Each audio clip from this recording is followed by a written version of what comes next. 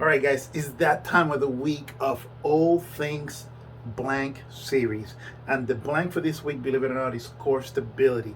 Now, last week we talked about core strength, and quite a few questions were relatable to core stability. So that's what we're bringing core stability this week. But it's also core stability is the second level in our Flexi Golf program. So it is very critical for you go progressively in the right order if you're actually working with us. So let's dive in today just a little bit into what is core stability, the importance of it. Now, I can remember back when I was in pre-med courses, back in the 80s, and people were talking about no twisting, no rotation.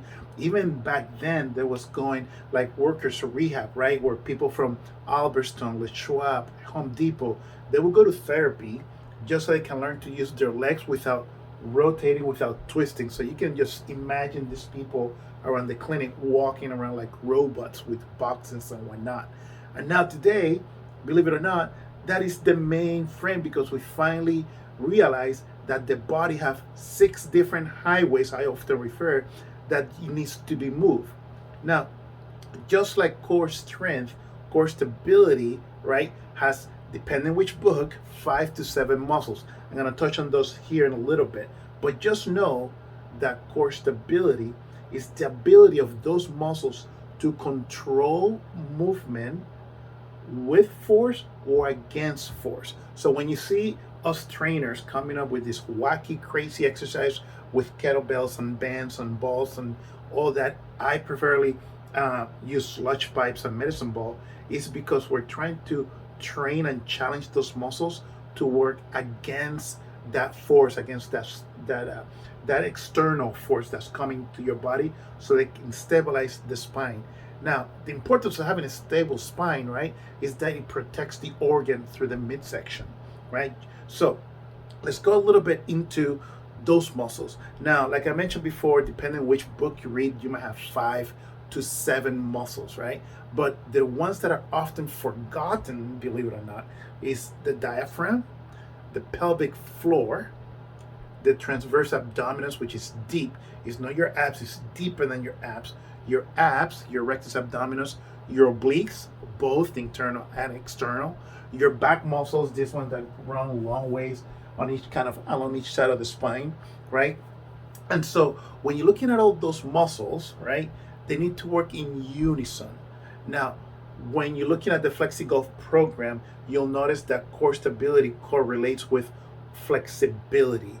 And we're gonna go later on this week on why yoga practitioner, people that do yoga, actually have back pain, or why people that have back pain are often told to do yoga.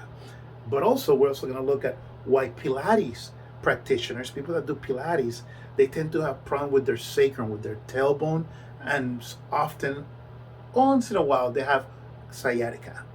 But it's all relatable to your core stability that keeps all those nerve and different organs in check. So when they're getting an impact, a force, an external force, or you're holding it from the inside, it's able to respond accordingly. Now, I want you to kind of keep in mind, and don't fall into the trap, that balancing exercises are stability exercise. So one simple way for you to check if you're doing a balance exercise or a stability exercise is if your ankle or your wrist, if you're doing on your hands, is wobbling all over the place. That most likely means that that ankle or hands are weak, right? So you need to do ankle strength or hands or wrist strengthening exercise. So you notice people wobbling on the bassoon or just kind of shaking at their feet. That is not a stability exercise, that a strength exercise. Okay, so let's just keep that in mind. So now that I went through just overall briefly over those different exercises, the importance of having a good core stability is because it makes your body efficient with movement. When you walk, when you sit up, when you stand up from sitting, and all those basic day in, day out movement, you want to be efficient. And what happens when you're efficient? You don't feel lame. You actually get a little boost of confidence because you're efficiently and mechanically moving better. So even though you're working on your posture, you got to be mechanically efficient to move from point A to point B without straining your back or any muscles for the matter, right? So that is why it's very important, and early in the FlexiGolf program is step 2 of the program, that we handle your core stability. Okay. Now, later on this week, like I said, we're going to go a little deeper into exactly the muscles and how do you work with them and how do you challenge them. But just know for now that when you're working with core stability, when you're doing a core stability program, there's 3 stages or 3 phases if you want to think about it. So we're going to go a little bit more details later on so you can actually intertwine them into your routine. That means that no matter what time of the year, you will always be working either on your core strength and your core stability, or your core stability and your core strength. Now, especially if you're like a golfer, if you stand up paddleboarding, if you do kayaking, and even in F1 drivers, if you see their F1 drivers workouts, a lot of them really spend a lot of time on core stability more than core strength.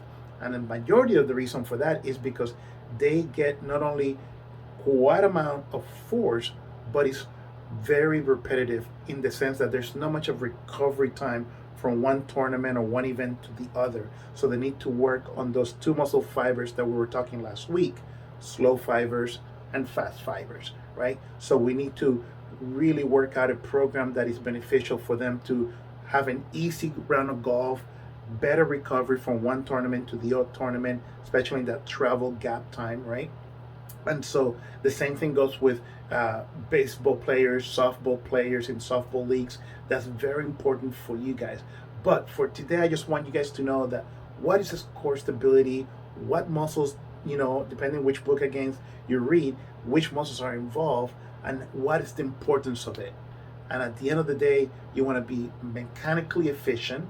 And that's one of the things that we do with the FlexiGolf program. We want to make sure that your body's mechanically efficient to move your joints and actually get your muscles to perform the best possible way given your situation. So let's touch bases tomorrow on more about those 3 phases or 3 stages that entails having a core stability program. All right? So I'll see you guys tomorrow.